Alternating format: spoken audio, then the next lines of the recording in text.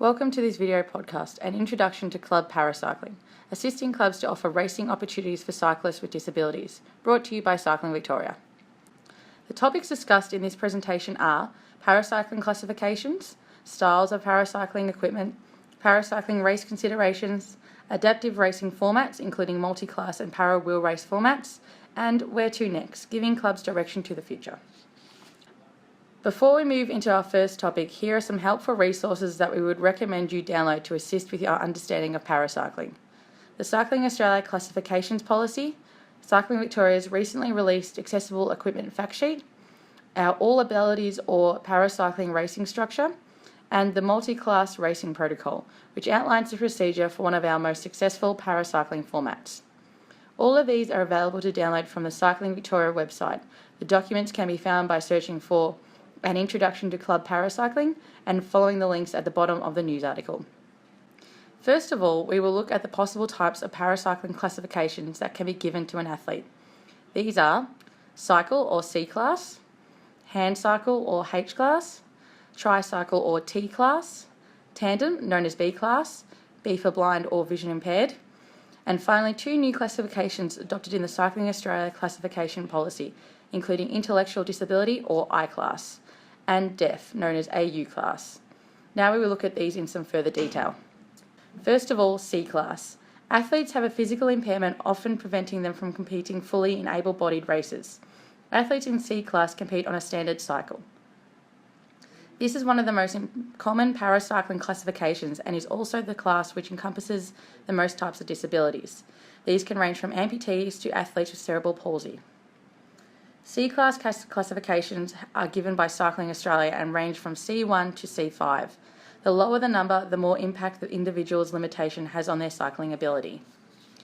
Next is hand cycle or H-class. Riders in H-class have some form of lower body impairment or spinal injury which necessitates the use of a hand-operated cycle. Often, hand cycles are thought to be only for wheelchair users. However, people with other disabilities, such as lower limb amputations, can be classified in H-class. Again, the classifications are given by Cycling Australia and range from H1 to H5. The lower the number, the more impact the individual's limitation has on their cycling ability. Tricycles or T-class. Athletes have a disability which affects their balance or stability. Riders in T-class compete using an upright tricycle. The two rear wheels provide more balance than a standard cycle. As with the C-class and H-classes, classifications in T-class are given by Cycling Australia. However, there are only two possible classes, T1 and T2. Next is the B class for people who are blind or have a vision impairment. Riders in B class compete on a two-person cycle, commonly known as a tandem. Each team consists of a stoker or the person with the vision impairment who sits at the rear of the tandem and the pilot who is sighted and sits at the front of the tandem controlling its direction. Classifications in B class are given by Vision Australia. There is only one classification in B class, that is either BM of men or BW for women. The pilot must be a Cycling Australia member in order to act as a pilot in competition. There are also rules in place stipulating that a pilot must not have been active in any UCI tour for 2 years before piloting a tandem in competition. I class, for those with an intellectual disability, is one of the two new classifications in the Cycling Australia classifications policy. These athletes have an intellectual disability and compete on a standard cycle. Presently, Cycling Victoria are working on offering opportunities to riders who have been classified in I-class and will also be working on a new pathway with Cycling Australia. Classifications are given by AusRapid, or Australian Sport and Recreation Association for persons with integration difficulties. There are two classifications offered in I-class, I1, which entitles a holder to compete in domestic competition, and I2 for those competing internationally.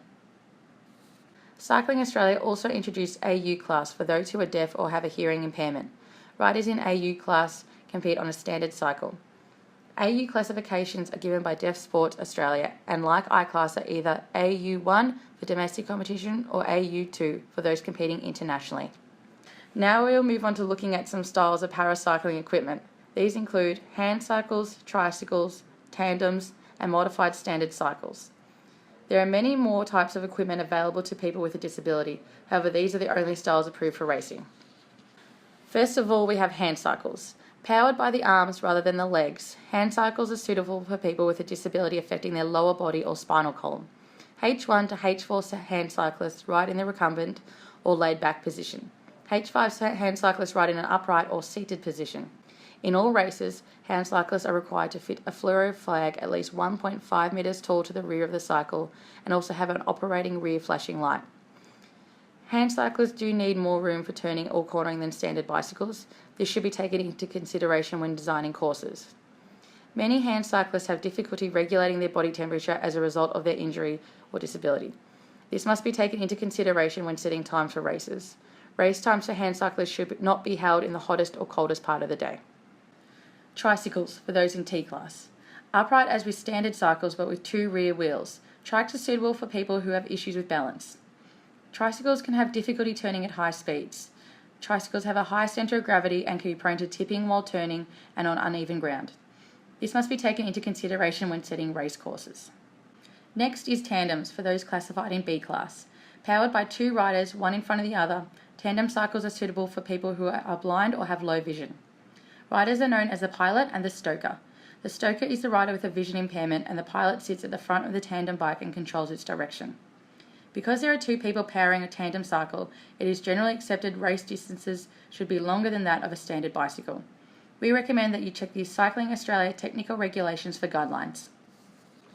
Lastly, and perhaps one of the more complex styles due to the number of different options, are standard cycles. Standard cycles can be modified in a number of ways to make riding safer for people with balance, mobility and leg strength issues. Modifications can be anything from modified crank lengths to prostheses to enable the rider to better control their bike. Some C-class paracyclists are prone to drifting and have difficulty riding in straight lines. This should be taken into consideration when holding races on open or semi-closed roads. Now we will start looking at some of the considerations for paracycling in a racing sense, beginning with track racing compared to road races. As stated in Cycling Victoria All Abilities or Paracycling Racing Structure, paracyclists can compete in any road race and should be placed in the grade which is closest to their ability. To date, the most commonly held road race format for paracyclists are individual time trials or road races. These are the only 2 formats offered at a national level. It is commonly accepted that riders in H and C classes are unable to compete in most velodrome racing. In the past, these classes have ridden on very shallow tracks, so if your club is considering holding velodrome races for 3-wheel classes, please contact the Cycling Victoria Development Department for further advice. The following are some course and track considerations for clubs to be aware of. Ensure the course is wide enough to allow sufficient space for athletes using modified equipment. Try to avoid very steep climbs or descents, as athletes using modified equipment may be unable to climb them or they may be dangerous on descent. Try to avoid sharp turns at the bottom of descents, as athletes using modified equipment may have difficulty negotiating the turn at speed. Cut-off times for events should be reasonable and not unfairly set to prohibit the participation of para-athletes. We will now discuss the adaptive racing formats which clubs can offer paracyclists.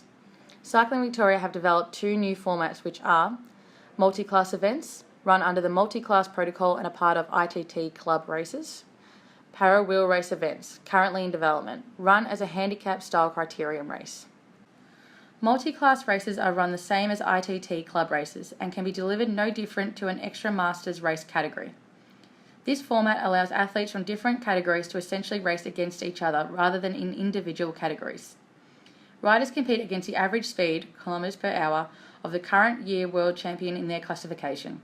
Riders are given points according to how near their average speed is to that of the current world champion and then ranked accordingly using the MC points table. Further information can be found at this link or by contacting the CV Development Department. The Power Reel Race format is under development and its presence will increase in the 2015/16 summer. Early iterations are run as a handicap start criterium and can be run on most club criterium courses. If you or your club are interested in hosting a Power Reel race, please get in contact with the Cycling Victoria Development Department. We are always looking to offer new opportunities to paracyclists. If you or your club are interested in what can be offered to paracyclists, we recommend taking the following steps. Discuss paracycling with your club and think about which of your races you could offer paracyclists opportunities to race. Identifying any members of your club who have a disability and discuss any new options you are delivering. Download, read and discuss with your club the helpful resources mentioned at the start of this presentation. Contact Cycling Victoria and discuss any opportunities your club would like assistance in offering. For further information, please contact the Cycling Victoria Development Department. Cycling Victoria would like to thank Sport and Recreation Victoria for their ongoing support of paracycling and their assistance in further developing opportunities for people with a disability. Thank you for taking the time to watch this video podcast. Cycling Victoria look forward to working with you and your club to enhance the cycling opportunities offered to people with a disability.